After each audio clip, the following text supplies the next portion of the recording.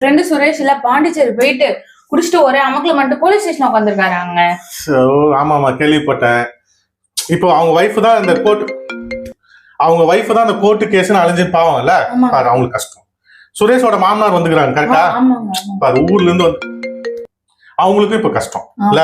சுரேஷோட அப்பா அம்மாவும் வந்துக்கிறாங்கல்ல, பாரு அவங்க அவ்வளவு தொலைல இருந்து அவங்களுக்கும் கஷ்டம்.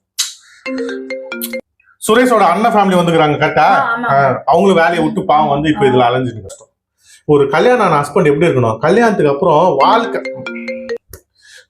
அப்புறம் வாழ்க்கைய பொண்டாட்டிக்குன்னு வாழணும். அவன் தான் நல்ல ஹஸ்பண்ட்.